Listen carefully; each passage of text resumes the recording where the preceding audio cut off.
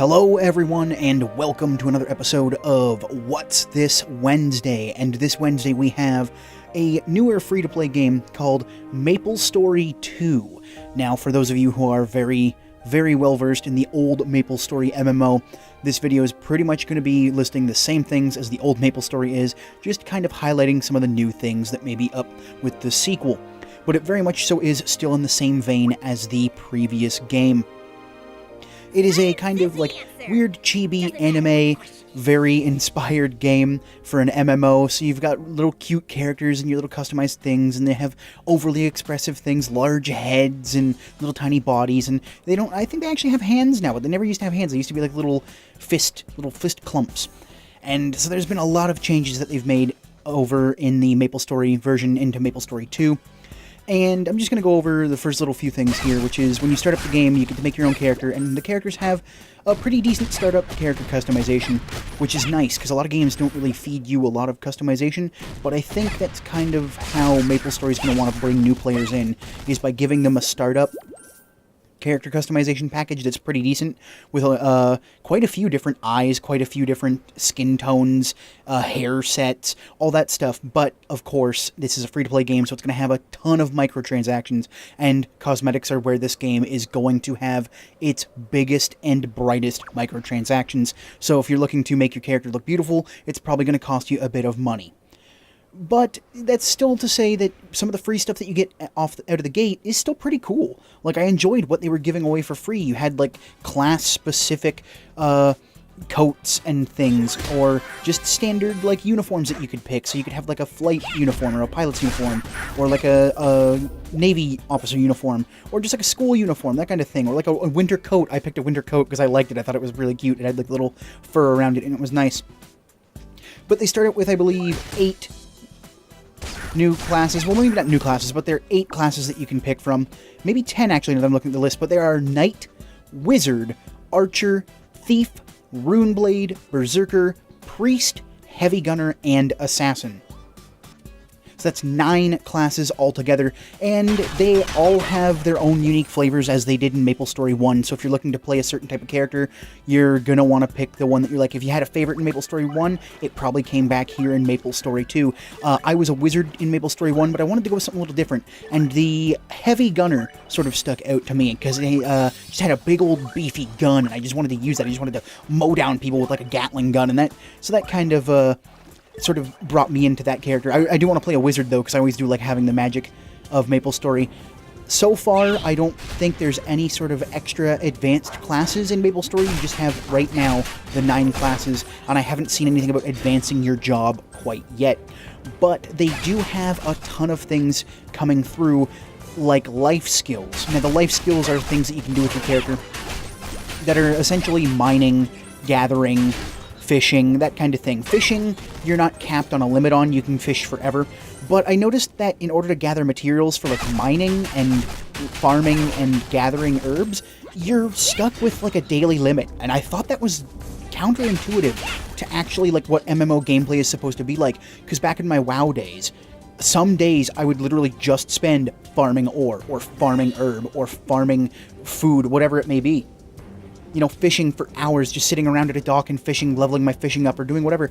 But here, you have to level up your skills, but it's capped by a day-to-day basis, so you can't farm your skills up. And I think that's one of the things that hurts the game, is that I would just go around to lesser areas and start maxing out my skills, but if I can't collect more of a certain thing per day, how am I supposed to rank up my skill? Like, I can't farm anything higher level than what I'm trying to get, so I can't get that.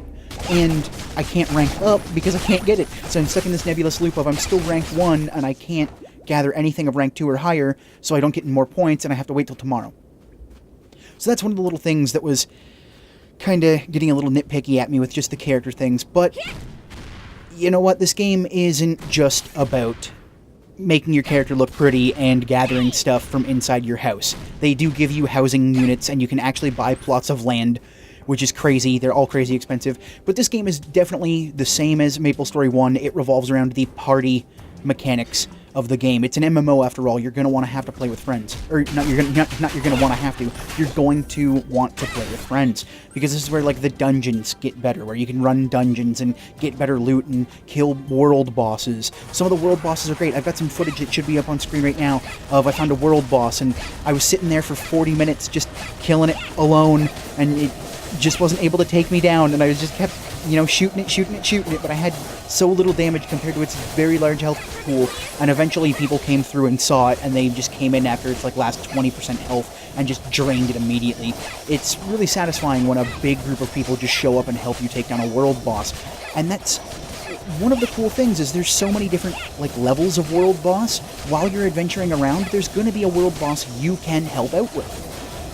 Now, you may get your butt handed to you if you're a little overzealous, but you're allowed to participate in these cool world events. And in dungeons, you can queue up as long as you're the proper level, and you can go ahead and just participate with other random players and go into a dungeon and get some cool items and have fun. And that's pretty much what Maplestory was. The Maplestory 1 was it was just a pretty fun game. Now, some of the higher levels, because it is an MMO, probably do have a grind.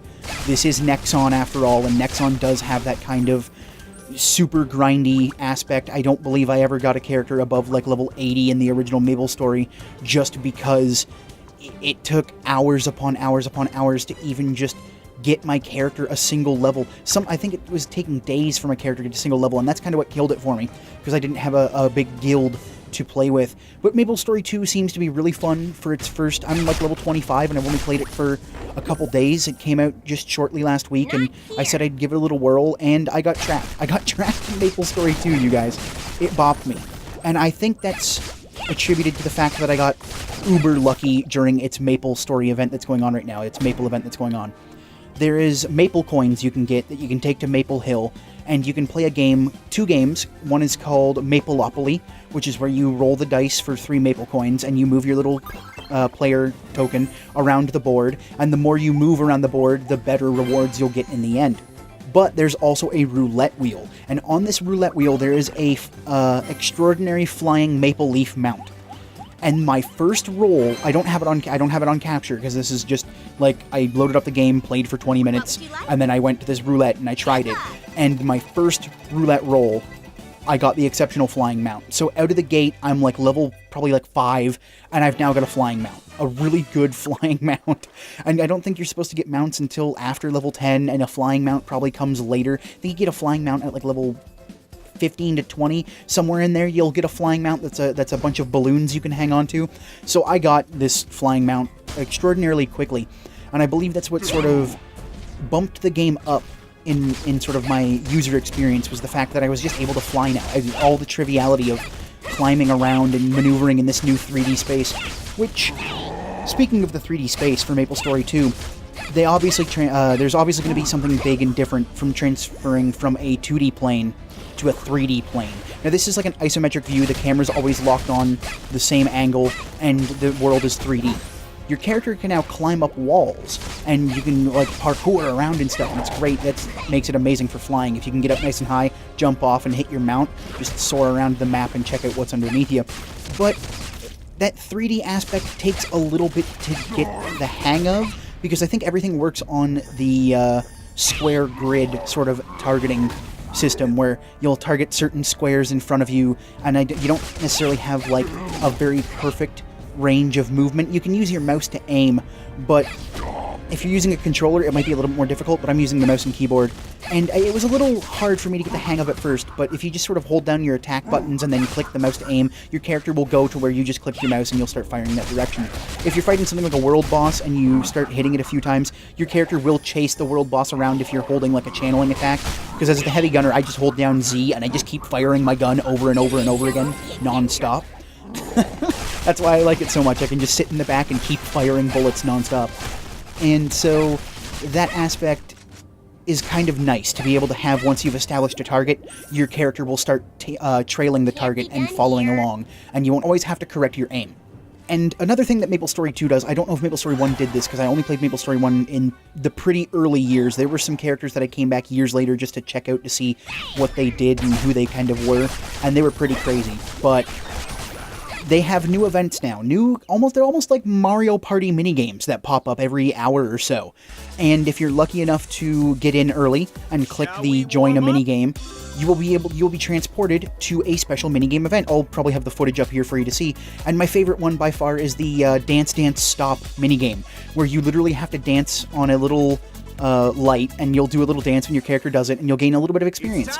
And then what you have to do is you have to go find a tile on the floor that's marked with numbers 0 to 5. And you have to find that many players to go stand on that tile with you in order to be able to lock it down so it doesn't fall when this song is over. And so there's 5 rounds of that, and it gets a little hectic if you're like running towards a space and somebody else is running towards a space and somebody's already there and it's only a 2 slot and they get there before you and they lock down the grid so you can't get in, and it's just like, no, I need to get saved, somebody help me, right? It also feels really good if nobody else is around you and you start on a number 1 slot and then lock it down, and then you're just, I don't have to move, I'm good here, baby, I'm all good. So it's really fun with this new kind of minigame system to sort of add in a little bit of flavor during your time out in the Maple world. And if you win a minigame, if you make it to the end, I don't know what you get if you actually completely win a minigame. I don't think I have ever won one yet. But if you do complete it, you get a coin, a special KC coin, a K coin. And you can take that to a special roulette machine in the main city of Tria, and you roll the machine and it will give you a prize. It's not like the Maple prize. It's got a specific set of items in it different from the Maple coin prize that you'll see in Maple Hill. So you don't have to worry about the same prizes being on both wheels. And you can get some pretty, I want to say high gear. If you're a new player, it's pretty high gear for when you get there. You can get like Casey's ring, Casey's necklace, Casey's cape. So you can get like a gear themed around the cat character Casey, I believe, is what they're trying to model those items after. And so it's a cool aspect to just be kind of running around, doing, meaningless quests, chores, cleaning up some of the quests maybe you've missed that are 6 levels below you, but you want to get the exclamation points off the map. And then all of a sudden it's like, hey, there's an event happening, you want to join in? And it's like, yeah, I do. I want to go dance. I want to go run an obstacle course. I want to go try and climb a tower that has perilous pitfalls. It's a great little thing. I love that addition to the game. It makes it so that way it feels like, if anybody's ever played World of Warcraft, it feels like if you were just bored flying around, you hit up the looking for group finder, and then it'll just queue you up when you're ready, hit ready, you're done, right? Go farming, go do whatever, waiting for a group to pop for a dungeon, that kind of thing.